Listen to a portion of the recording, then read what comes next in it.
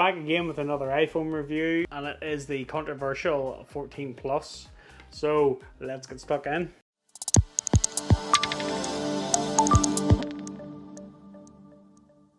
What's up guys, welcome back to Michael's Tech Talk. So here we are, back again.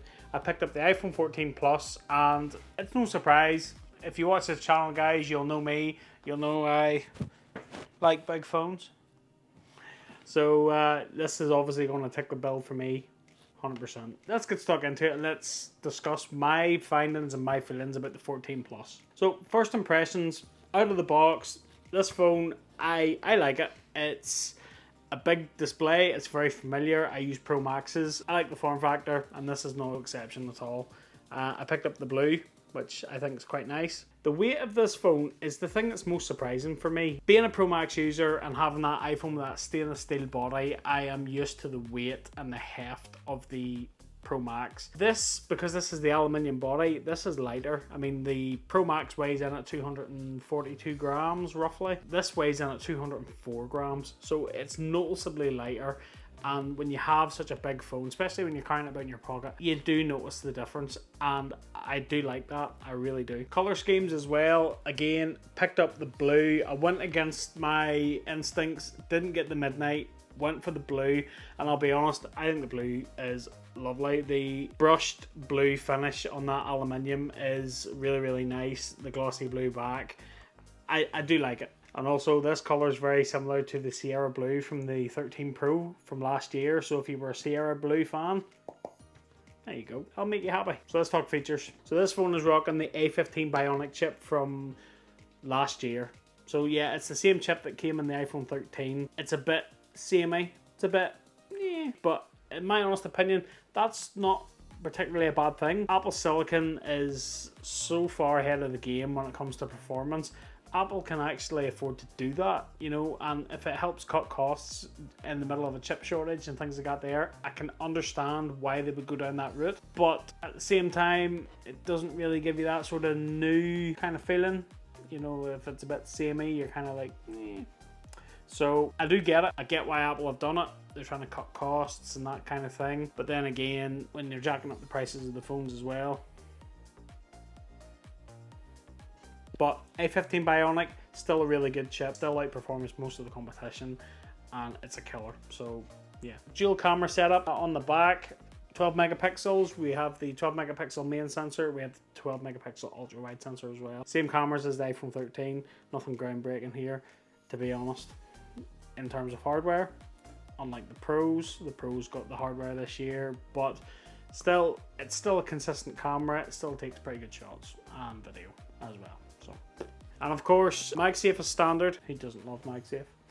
And we are dual SIM with eSIM as well. Apple have done a big push for eSIM this year, but we're lucky enough in the UK, we still have the SIM tray.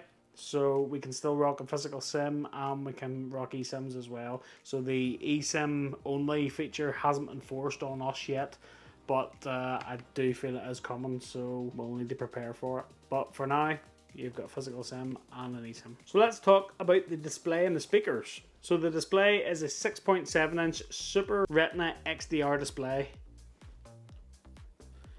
So this is an OLED panel, but this still is a 60 Hz refresh rate display. What are you gonna do? It is what it is, but in my honest opinion, the iPhone and iOS does have the smoothest 60 Hz that you'll get on a smartphone. So every cloud and all that, but yeah, I'll be honest, I'm not okay with 60 Hz, especially being a Pro Max user. Using this on the daily, I notice a difference. I really do. Personally, I would have liked to have seen at least 90 Hz on the iPhone non-Pro series, but 60 Hz is what it is. Saying that, the colors are still great, and I watched loads of content. I played games on this as well. The colors and all that kind of thing is still really good on this display. So if you have to go for 60 Hz, it's probably the best 60 Hz display you're going to get. Stereo speakers, yeah, maybe just not as good as the Pro Max, but they're still really good. They really are. Let's talk battery life. Big iPhone means big battery.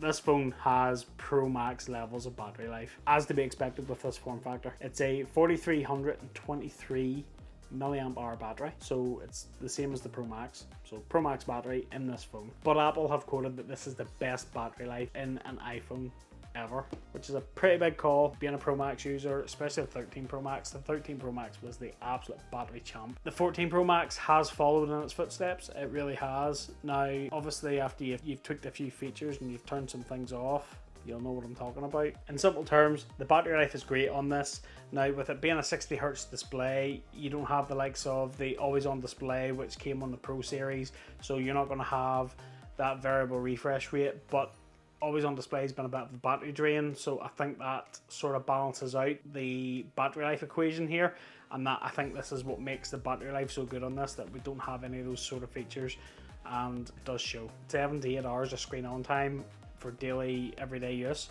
It's pretty dang good, to be honest. I've already talked about it briefly, but let's just talk about the cameras.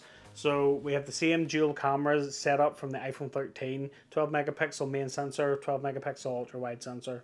There's no telephoto here, but it does come with Apple's new updated photonic engine, which it still does take really decent photographs. I've obviously been taking photographs of my boy Bear, and portrait mode especially I think has been pretty good on it.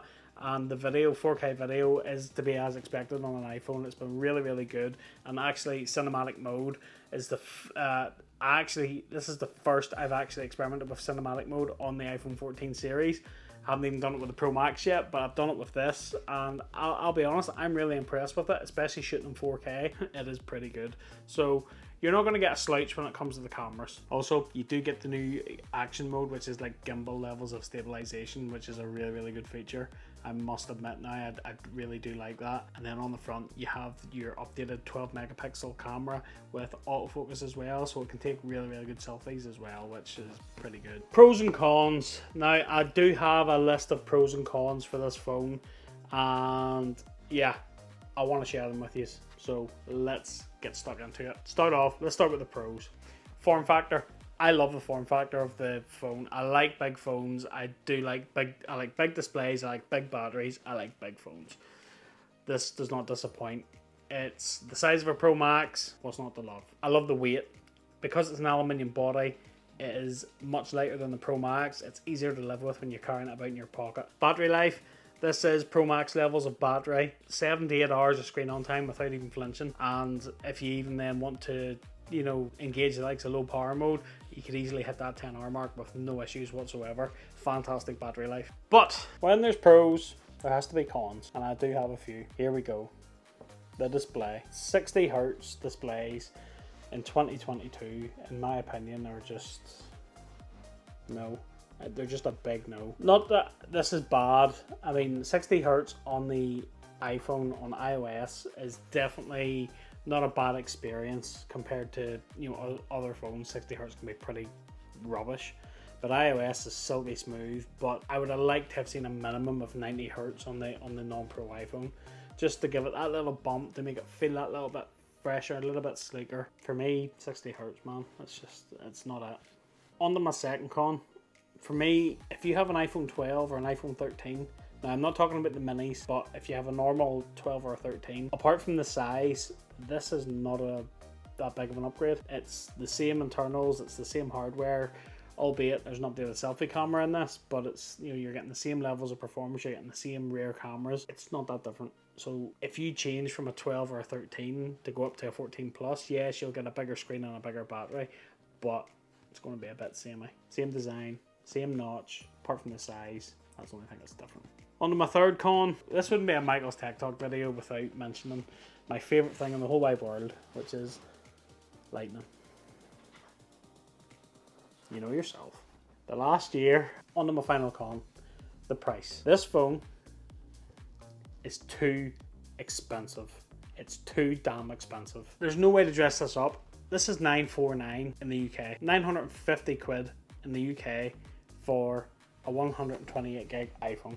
It's just ridiculous. It is absolutely ridiculous. Now, I get it, the economy and the government and all sorts of crap that's going on here in the UK. The pound is at its lowest. Everything has went to pot. I get that, but at the same time, Apple, what is going on? what is going on with the pricing of this in the UK. It is absolutely mental. But that seems to be Apple's model at the minute. This is $950. Well, if you spend a little bit more, you could get this. It doesn't sit well with me. In my honest opinion, this is 150 quid, too expensive. In my honest opinion, it's just mental. Those are my pros and cons. So, who is the 14 Plus for? Who is this phone aimed at? If you're a person that goes out and buys your phones outright, then in my honest opinion, the 14 Plus is not the phone for you. Okay, if you're going to go out, if you have £950 to spend on an iPhone, I would not tell you to go and buy a 14 Plus. I would tell you to go onto the likes of Amazon Renewed or whatever and buy a 13 Pro Max, because you'll get a 13 Pro Max for about $850. I'm personally selling my 13 Pro Max at the minute with a year's worth of Apple Care on it for that money. Why would you buy this? Like, you just wouldn't. It just doesn't make sense. You'll get 120 Hz ProMotion. You'll get better cameras, triple camera setup. You'll still get the same battery life. You'll get a stainless steel body, which is harder wearing, etc, etc, etc. Why would you buy this? Right? It doesn't make sense. It just does not make sense. However, the 14 Plus is not aimed at those people. If you're that person that goes out and buys your iPhone outright, you've got a lot of cash and you need to get rid of it and buy an iPhone, this isn't aimed at you. This phone is aimed at people that are renewing their contracts. So if you're that person that has an iPhone 11 or an iPhone 12 that you are getting to the end of your contract and you're thinking, do you know what, battery life's not great in this phone, or I want a bit more storage, or you know, whatever, then this is the phone that you're likely upgrade to. As time goes on, carriers will have great deals for this phone, and I have no doubt about that. Especially coming into the likes of the springtime, there will be pretty good deals for the 14 Plus on contract. And if you're that person that's looking to upgrade, well then, do you know what? This is a good option for you. If you're looking to upgrade from the likes of an iPhone 11 or an iPhone 12 or 12 mini, yeah, this is a big upgrade in my opinion. You know, you're going to get that better battery life and you'll still get all that good performance from the A15 Bionic. There won't be a massive flurry of these phones being sold outright, but as the year goes on, especially come the springtime, Apple are definitely going to clean up with the 14 Plus. They definitely will, and I'm pretty confident you're going to see a lot of these out in a while. So that's my 2p's worth on who the 14 Plus is for. So yeah, what do you guys think? Let me know in the comments down below, and let me know, have you bought a 14 Plus? If you have, why did you buy it, and what do you think of it? Let me know in the comments down below. And if you're not that person, and if you don't like the 14 Pro Max, why not? Let me know in the comments. I really want to engage with you guys and find out what you are thinking. So hit me up down below. That about wraps it up for this video, guys. I hope you liked it. If you did, smash that like button for me. Massively appreciate it. And don't forget to click that subscribe button and ring that little bell to be notified of new videos just like this one. Keep it locked to the channel, guys. I have case review videos coming for the 14 Plus. So if you are that lucky person that has picked up a 14 Plus, I have a pick of some of the best cases that you can pick up for the 14 Plus. So definitely keep it locked to the channel for that, guys. And as always, there's a lot more content coming on the channel, so stay tuned for that. And until the next one, I'll catch you later.